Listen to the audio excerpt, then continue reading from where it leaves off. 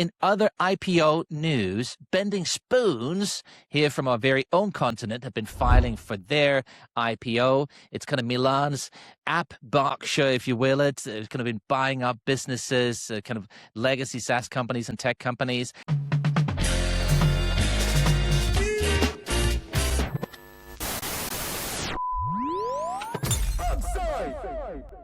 They're targeting a $20 billion valuation with an end-June launch. The company is profitable today, unlike SpaceX. Net income slightly smaller, maybe slightly lower aspirations. And it owns some legacy companies like AOL, Vimeo, WeTransfer, Eventbrite. And they say they've identified 1,000 other targets. The valuation they look to go out at is already double the October mark. The question is, Andrew, maybe one for you. Is this a European success story, or is it another verdict on Europe's capital markets that they're looking to go public in the US? I mean, it's a success story in that they're doing very well bringing these companies together. What's interesting for me is the renaissance of kind of the roll-up strategy. It seems to go in cycles that you get these conglomerates are suddenly popular and then conglomerates aren't popular anymore, and everyone. I feel like that's almost a cycle that happens. For sure, the public markets, as we've whinged about many times on this podcast, are weaker and more shallow compared to the US, and that, I think, we concluded was a cultural risk and psychological issue as much as it was anything else. You know, the City of London has a vast amount of cash. It's not lack of cash. It's a matter of where people choose to put that cash. And there is just still this willingness to back the future more strongly in the US than the UK. And we're all trying to make that change, but you just don't see the sort of cult stocks that you do in the US. SpaceX, obviously, we've just talked about being one. And that does have an impact on the ecosystem for precisely the reason Callum said. I mean, just touching on that again for a second, I think it's estimated about 4,000 SpaceX employees will become multimillionaires, and perhaps 400 of them, 10%, will be worth over 100 million.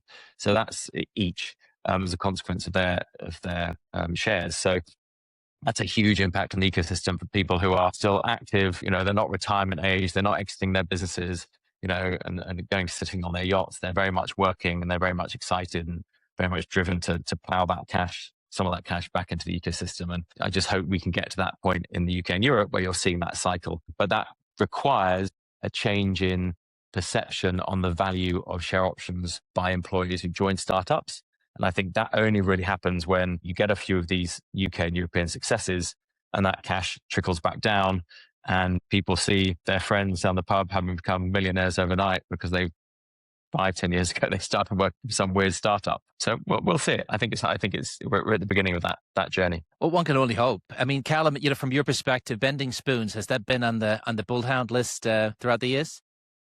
Yes, we know the team very well. We've constantly seen how amazingly they execute. And to sort of Andrew's point, this roll-up strategy becomes even more important in the world of AI. You take these businesses that maybe aren't sort of, maybe we're overspending a little bit too much on sales and marketing and underspending on actually doing R&D, and you come in and sort of make them shipshape.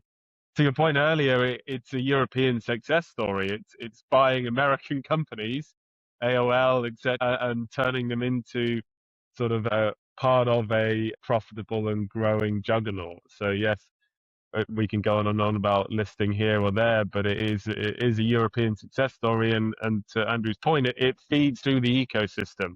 It shows that exits are possible in Europe. There are strategies that work for that, and that there is sort of a different business model types in tech in Europe that can be successful. Yeah, and I guess one of the interesting aspects here is that it's a European tech story and tech success that's built on the back of gobbling up old school and legacy American tech companies.